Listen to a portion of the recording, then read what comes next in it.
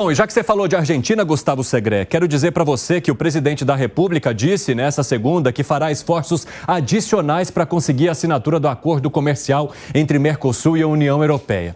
Ele fez uma entrevista na Alemanha e falou das dificuldades nas negociações que incluiriam as críticas do presidente francês e também uma possível resistência de Javier Milei. Quero saber de vocês se Lula está numa luta sozinho em relação ao Mercosul depois de tantas questões que foram se desfazendo ao longo do caminho. Hein, Gustavo Segré? Evandro, eu não sei se essa é uma fala realmente do presidente Lula. Espero que não, porque se for uma fala do presidente Lula, ele está errado em duas questões.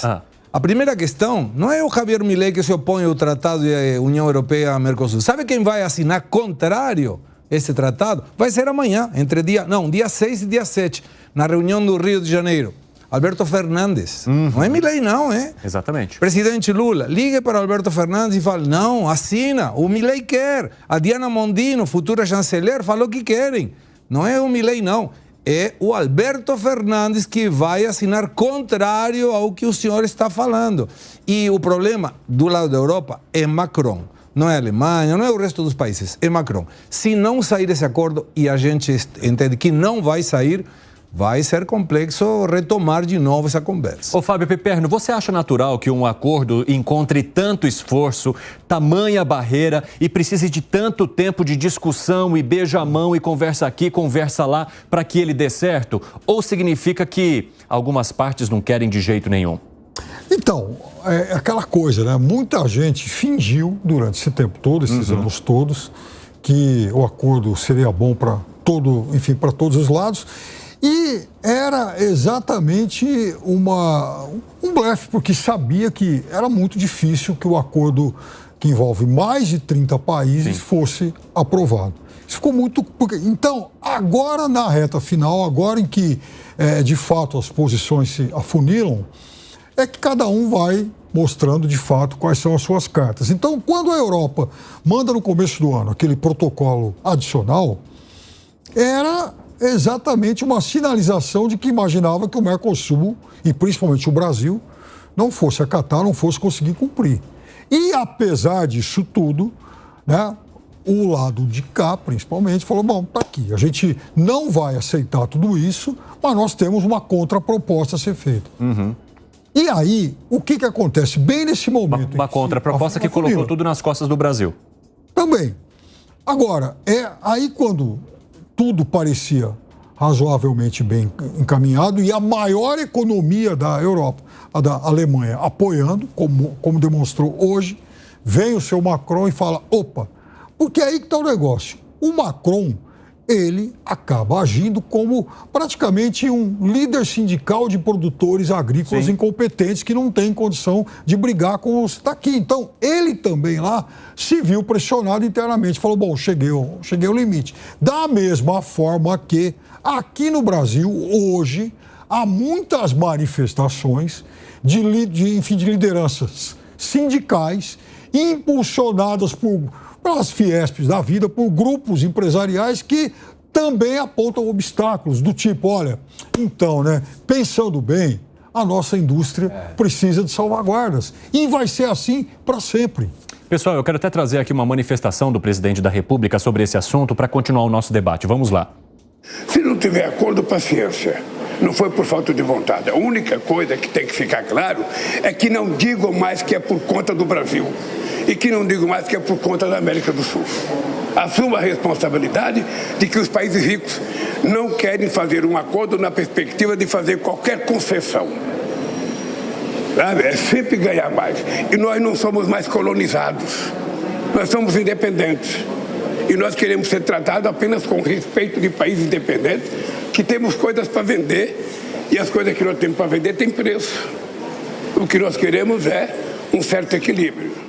Bom, Alan Gani, eu vi que você se manifestou durante a fala do presidente da República, que aparentemente traz alguém defendendo a América do Sul e defendendo o seu país em relação às exigências que são feitas lá fora. Mas eu vi que você discorda e eu queria que você explicasse à nossa audiência por quê. Na verdade, eu discordei em relação a essa visão muito ultrapassada, não somos mais colonizados. Acabou esse discurso, o mundo é outro. Hoje os países emergentes, eles têm um protagonismo muito grande na economia global. A Índia tem um protagonismo grande, a China tem, nem se fala, né? O Brasil também no agronegócio. Então, é uma visão, é um discurso ali do início do século XX, completamente ultrapassado. Mas, em parte, ele tem razão em relação a concessões da União Europeia. É claro que eles não querem abrir mão do agronegócio, eles querem justificar o protecionismo pela pauta ambiental, porque é muito difícil concorrer com o agro do Brasil, que não é simplesmente um agro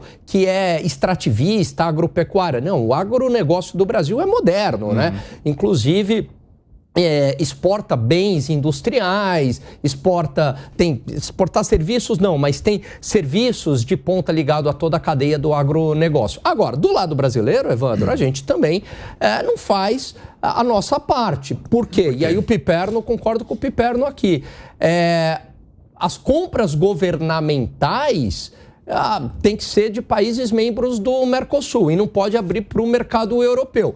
Então, acordo de livre comércio não tem jeito, os setores vão perder de ambos os países. É assim que é feito. Cada um se especializa naquilo que tem mais produtividade. E há um ganho global para os envolvidos. Sim. Mas tem que ter uma perda de dois lados. Agora, ninguém quer abrir mão, ninguém solta a mão de ninguém, aí fica complicado, né? E diante desse ninguém solta a mão e ninguém abre mão de nada, hein, Luiz Felipe Dávila, o que você entende que vai acontecer com esse acordo que aparentemente tem uma propulsão intensa do presidente da República, mas, como mencionou o Fábio Piperno, um certo fingimento, uma certa falsidade das outras autoridades? Bom, existe sim resistência do setor do agronegócio, principalmente da França, como bem disse aqui o Segré, e como disse o Piperno, existe a resistência do setor da indústria brasileira. E de onde é que vem a resistência? Dos setores incapazes de competir na economia global. A agricultura francesa é incapaz de competir numa economia global que tem Estados Unidos, Brasil, Austrália, não tem condição, né? E a nossa indústria é incapaz de competir na economia global. Por quê? Porque foram décadas de protecionismo, reserva de mercado, e essa indústria perdeu competitividade e produtividade. Então, como é que a gente sai desse atoleiro que está o acordo hoje? Tem duas coisas importantes. Primeiro, Macron precisa dar uma resposta política à agricultura francesa. Hoje, a agricultura francesa representa menos de 1% da população francesa que está no campo. Então, imagina, você vai queimar um acordo por causa de 1% da população? Tudo bem que é 1% barulhento, mas a gente está falando isso, porque o consumidor francês vai sair ganhando, a Europa sai ganhando, todo mundo sai ganhando. Menos 1,3%, que é o que representa a produção agrícola na França hoje. Então, se o Macron puxa a corda até um ponto e chega e fala assim, olha, gente, desculpa, perdi porque o resto da Europa quer, da comunidade Europa quer, precisa dar uma saída honrosa para o Macron aí, justificar a sua teimosia ali com os agricultores franceses. E do nosso lado, a mesma coisa. Não dá para segurar a compra governamental como reserva de mercado. Nós vamos ter que abrir esse mercado. E a indústria brasileira, sim, num primeiro momento vai apanhar, mas pode ser o que a indústria brasileira precisa para começar a trazer aquela agilidade para voltar a recuperar sua competitividade e produtividade que ela perdeu aos longos dos anos de reserva de mercado. Então, esse acordo, eu discordo um pouco lá do Segré, eu acho que tem chance sim de sair, porque a perspectiva de médio prazo para a Europa, sem o Brasil e o Mercosul, é muito ruim. Eles vão ficar engessados na mão da China, que eles não querem, e eles têm um problema com os Estados Unidos, principalmente se o Trump ganhar a eleição. Então é assim, a Europa também não pode ficar nesse sanduíche das duas grandes potências. E o Brasil e o Mercosul é sim uma alternativa importante para a Europa. Ô Segré, o presidente da República disse que não vai desistir enquanto não falar com cada presidente envolvido nessa história. Está certo, mas deveriam todos, sobretudo Macron, ler a teoria das vantagens comparativas de David Ricardo, lá no final de 1700, início de 1800, que falava exatamente disso, e dava o exemplo do vinho, dos tecidos entre Inglaterra e Portugal, e é normal que você se especialize naquilo que você faz melhor e mais barato, isso é fato. O problema é como você transforma essa indústria que falta competitividade aqui, com a agricultura e agropecuária que falta desenvolvimento na França. O comentário do Luiz Felipe está perfeito. E é de uma pessoa que está isenta de pressões. O problema é o Macron, que tem pressões E aqui, em particular, o governo argentino já manifestou que vai votar contra o acordo, o que é uma irresponsabilidade gigantesca, porque é um governo que está saindo.